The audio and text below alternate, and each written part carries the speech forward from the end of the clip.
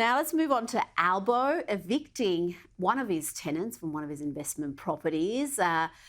This is an incredible story. Jim Flanagan was handed an eviction notice on the 8th of May to vacate the 3-bedroom townhouse where he's lived for 4 years. The PM has said, I've had him in the property with the rent being about half what is the market rent to keep him in for longer. So this is very interesting indeed. The PM must be a saint just giving away free rent there, essentially.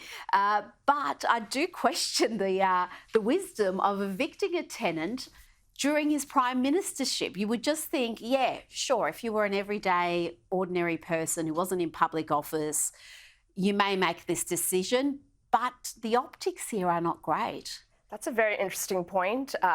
You could say that it's principled, and he's saying, hey, if I want to evict my tenant, I'm going to do that, and I guess that's right. You could say it would be nice if our leaders showed principled consistency on all sorts of other issues, including ones that don't directly affect them. But I think it's a fair argument on the facts of the case. It's his right as a landlord to do that. But the optics are interesting, and he's injected something that becomes a proxy story for all sorts of issues people have with housing and rent prices and cost of living and all of that. They can project onto those pain points, and he's invited that upon himself. And this is very different to that image of himself that is cultivated. He grew up in a commission house. He's from Labor's socialist left faction, and yet he's got multi-million-dollar investment properties. Yep. I'm not saying there's anything wrong with that. I'm just saying when you fight the culture wars and also, paint this image of I'm fighting the Tories and the rich don't do this and the rich don't do that, and you're part of the true. All around the world, the zip code outside DC is the wealthiest zip code in the world, one of them, and it's the same point.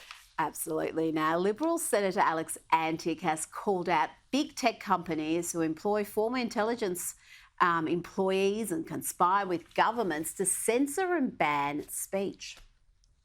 Big tech is the perfect intersection between government, the ruling class and the intelligence services along with their mates in big business.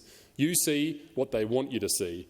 Australia is at the tip of the spear of the global censorship movement, and I suspect that many who are involved are blissfully unaware and think that they're doing the right thing by shutting down and deleting so-called mis- and disinformation. But let's be clear, the government isn't thinking about your safety, and it doesn't care about misinformation.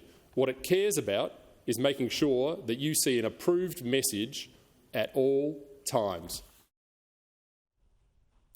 What is said in Parliament this week has been established by investigative journalist Kosher, including Michael Schellenberger, who we've interviewed on this program. This is a huge issue because these platforms are now the digital public square. This is where people discuss issues, but this is where they find out information. It is. He's one of the few elected leaders direct enough and brave enough to say that. It really is a convergence of all these power structures. As he mentioned, it's big tech, it's government, people who aid and abet it, like the E-Safety Commissioner and others, and just other people at the top, the ruling class, I think, as he put it, is the issue. We've called it the battlefield of the century in a way. It's another day in that movement.